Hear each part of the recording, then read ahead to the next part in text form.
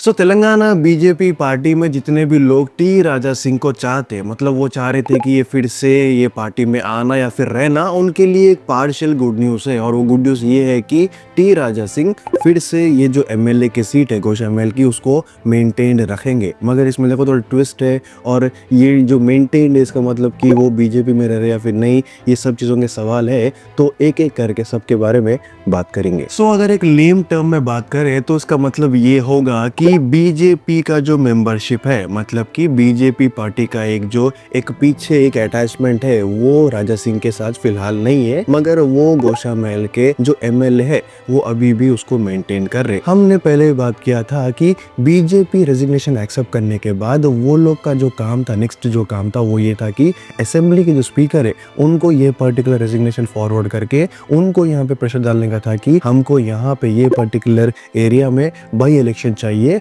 और at the same time Raja Singh को भी बोलना यही था कि आप उतर जाओ ये पर्टिकुलर सीट से, जिसके लिए वो राजी भी थे क्योंकि वो बीजेपी से बहुत लॉयल है। यहाँ पे हुआ यूँ कि बीजेपी कुछ भी प्रेशर अब नहीं डाल रही है, पर्टिकुलरली ये इंस्टेंस में वो स्पीकर को बोलना या फिर राजा सिंह को बोलना कि आप उतर जाओ, ये हम यहाँ पे बाई इलेक्शन लगाते, ऐसा कुछ भी प्रेशर नहीं है। सबके लिए गुड न्यूज़ है कि 2028 तक भी बीजेपी एमएलए गोशा महल अगर किसी का नाम लिया जाएगा तो वो टी राजा सिंह ही होगा, क्योंकि यहाँ पे अब ये मतलब एमएलए जो है ना वो तो एमएलए रहेंगे, अब उनके ऊपर है बाद में कि वो कुछ इंडिपेंडेंट लड़ते या फिर 2028 के बाद फिर से बीजेपी में चले आते या फिर कोई दूसरी पार्टी में चले आते, वो तब तक बात कर सकता है। मगर फिलहाल के लिए एक फाइनल वर्डिक्ट है, बीजेपी गोशा महल का जो पर्टिकुलर एरिया था वहाँ पे बस बीजेपी हट गया, मगर गोशा महल एमएलए के लिए फिलहाल और आगे 2028 के एंडिंग तक भी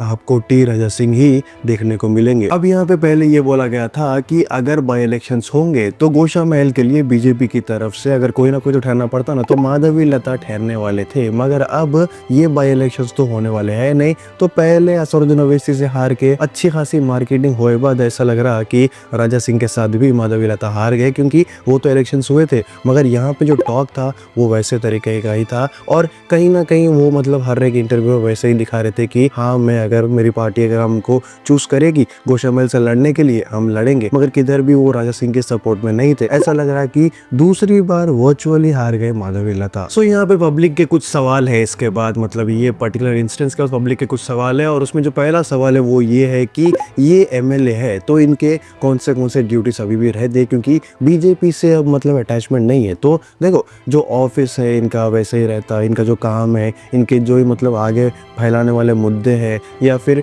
जो असेंबली के सेशंस है ना, वो है सब कुछ जैसा था वैसे ही चलता। बस यहाँ पे वो इंडिपेंडेंटली है, वो किसी की पार्टी का जो अटैचमेंट है वो ले लेके नहीं चल रहे। अब यहाँ पे कुछ लोग ना बीजेपी का क्या स्टैंड है मतलब इसके बारे में पूछ रहे थे। तो देखो बीजेपी फिलहाल ना पूरे को पूरा हथौड़ा नहीं मार रही है सब इंस्टेंस के ऊपर, क्योंकि वो भी कहीं ना कहीं राजा सिंह को टाइम दे रही। तो कोई ना कोई अगर बीच में छेड़ आ गई, अगर बीजेपी बोली आप आइए या फिर राजा सिंह बोले कि मेरे को फिर से आने का है, तो कहीं ना कहीं ये जो फिर से मैं बोल सकती कोलैबोरेशन है ना, ये पक्का फॉर श्योर होगा। और ऐसा लग रहा है कि 2028 तक तो नहीं, बस आने वाले कुछ महीनों में फिर से आपको राजा सिंह बीजेपी के अंदर ही दिखेंगे। अब यहाँ पे कुछ लोगों का ये भी कहना है कि बीजेपी इसको बस इसलिए डिले कर रही क्योंकि वो माधवी लता को प्रिपेयर कर रही। तो देखो ये भी एक इंस्टेंस है और इसके बारे में भी सोचना पड़ेगा, क्योंकि जो तेलंगाना के बीजेपी के स्टेट चीफ प्रेसिडेंट है रामचंद्र है, वो कभी भी मतलब फिलहाल के इंस्टेंस में तो ना कभी भी वो सपोर्ट नहीं दिखा रहे टी राजा सिंह को। कहीं ना कहीं बस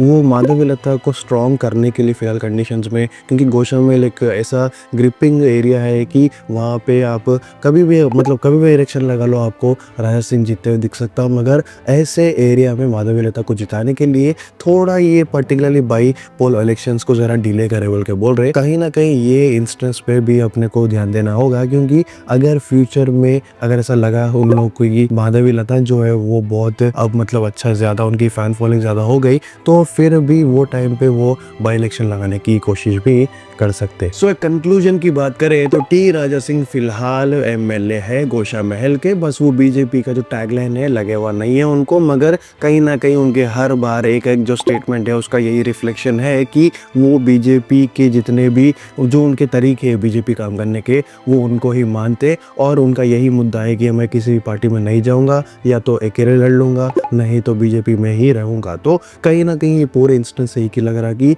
2028 तक तो बीजेपी, मतलब बीजेपी का तो नहीं बोल सकते, मगर गोशामहल का जो एमएलए है वो राजा सिंह ही रहेगा। मगर आगे जो भी इंस्टेंस आएगा उसमें अगर छोटी-सी भी अगर एक रिफ्लेक्शन दिखे कि बीजेपी का सपोर्ट आ रहा, तो राजा सिंह ना विदाउट डाउट, विदाउट एक इंस्टेंस ऑफ डाउट वो फिर से बीजेपी में जाएँगे। तो ये बहुत अच्छी हरकत है, क्योंकि जो BJP Telangana, overall BJP Telangana है, उसमें one of the major part T Raja Singh का भी है, ये सबको मानना पड़ेगा। अब इस चीज़ के बारे में आपका क्या कहना है? क्या ये पर्टिकुलर इंस्टेंस से राजा सिंह के एमएलए होल्ड करने से आपका क्या कहना है? ये अच्छी हरकत हुई या फिर नहीं? कमेंट करके बोलो और एक लाइक कर दो वीडियो को, और कमेंट सेक्शन में आपको एक हाइप का ऑप्शन दिखेगा, वो हाइप का ऑप्शन जो है ना, उससे ये पर्टिकुलर वीडियो ट्रेंड करेगी, तो वो पर्टिकुलर हाइप का ऑप्शन दबाइए। और अगर कोई नए हैं यहाँ पे और ऐसे वीडियोस और देखना चाह रहे तो सब्सक्राइब भी कर लो।